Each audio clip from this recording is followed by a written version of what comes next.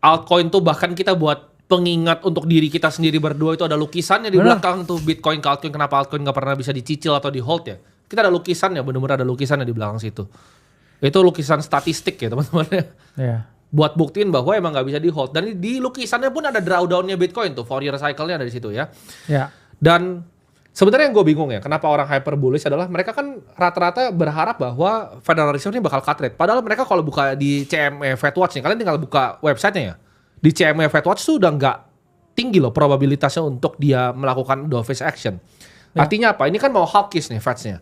Kalau kita lihat Michael Burry open short juga ya, kita lihat juga US tuh topi banget loh. Kemarin gue liatin datanya tuh US tuh topi banget marketnya.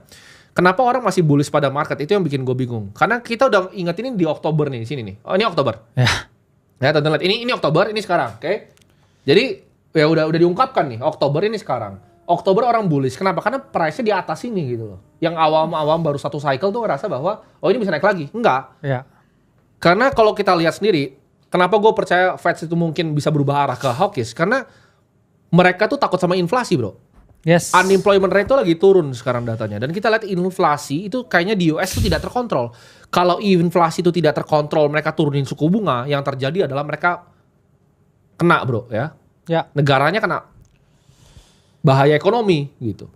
Ini makro sederhana nih, teman-teman harus paham gitu loh. Kalau inflasinya tinggi, mereka takut inflasi masih naik lagi, harga-harga barang dan jasa ini naik, mereka harus melakukan hawkish gitu. Hawk kan artinya ini kan apa? Burung apa namanya? Hawk tuh burung Gagak ya. bukan gagak. Apa? Hawk burung apa ya? Hawk. Gua enggak tahu bahasa Indonesia, enggak bisa bahasa Indonesia nih gua nih. Hawk tuh yang turunnya gitu loh. Nah, dia kalau ngambil mangsa turunnya cepat. Makanya hawkish namanya. Jadi kita lihat US market topi, Bitcoin ini, dan mungkin coba ya kita bahas di price action ya. Apakah ini ada potensi penurunan lebih lanjut? Tapi kalau dari Oktober ya kita udah bilang ini bakal turun ke sini gitu. Ya, dalam artian ya kita sampaikan apa adanya. Ya. Saya tuh gini loh, kayak kamu nggak beli kripto juga nggak apa-apa. Betul. Ya. Karena apa? Kalau lagi bagus saya bilang bagus, kalau lagi jelek ya saya bilang jelek. Jelek. Loh. Karena kalau waktu itu BCA lagi murah kita bilang BCA bener, lagi murah 7.300. dan emang bottom kan.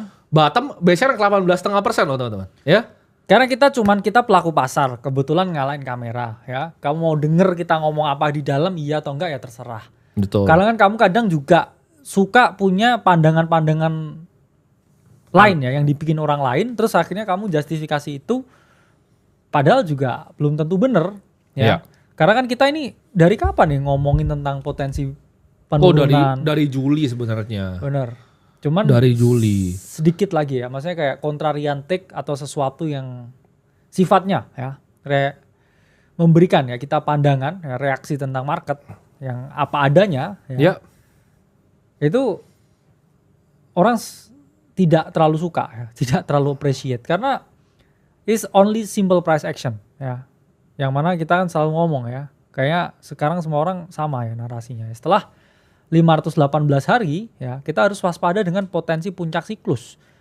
Bear market atau enggak saya nggak tahu ya. Makanya di sini pun saya juga tulisnya di webinar, it's a 50-50 take. Karena kan sekarang orang udah ngomong ini 50-50, kita udah ngomongin dari berbulan-bulan yang lalu ya.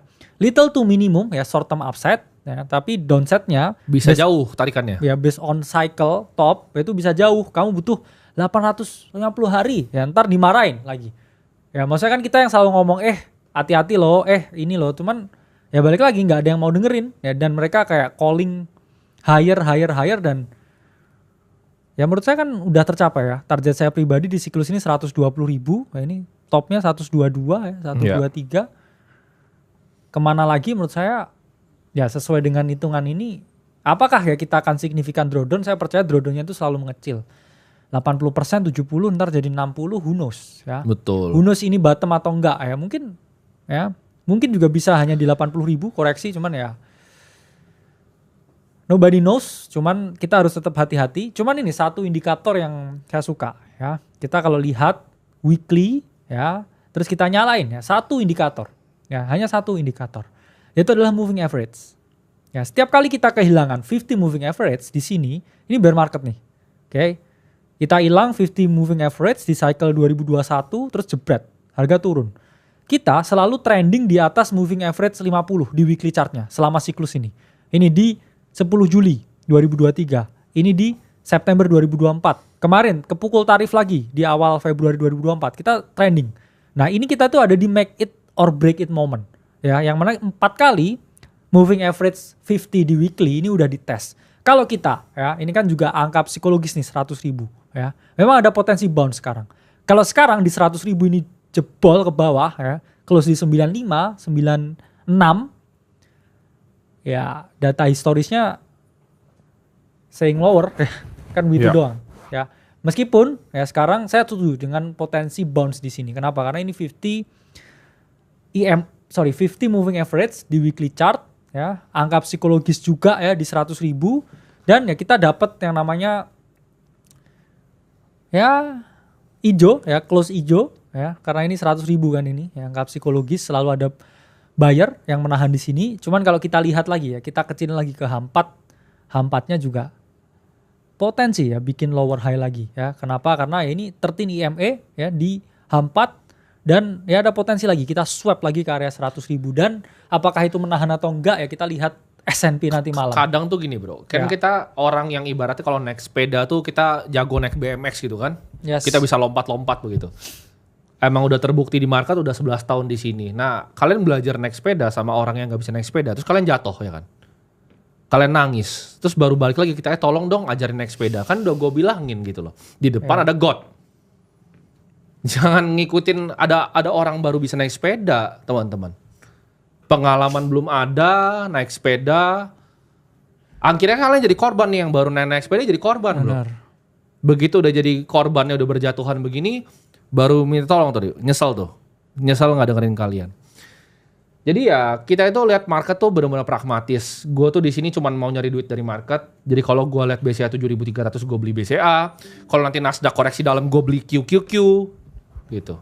Kalau Bitcoin nanti dikasih murah lagi kita beli lagi. Iya ya. Kita ada barang-barang iseng kita beli Zcash sekarang 490. Udah cuan berapa puluh Nah, ayo berapa puluh M itu cuannya? Udah mau 100 M nih dekat, ya kan? Karena penyesalan tuh selalu datang di akhir, dan ya sebenarnya kan kita selalu ngomong, cuman kan orang banyak yang arogan. Kayak sekarang kan ngomong setiap kali live selalu turun lah. Kita nge-call turunnya udah kayak dari berapa bulan. Ini call turun. Jadi jangan bilang call sekarang turun. pun juga ini ngomong ini di sini potensi turun. Jadi penting punya telinga, ya. Penting punya telinga, dan jadi orang maksudnya intelektualnya jangan terlalu bodoh. Karena kalau kalian tuh gini, kalian harus bisa lihat bibit, bebet, dan bobotnya orang. Ketika kalian mau belajar dari orang, kalian lihat dulu, oke, track recordnya. Dia itu udah berapa lama di market. Itu yang pertama. Gitu. Ya. Belasan tahun nggak di sini di market. Gitu.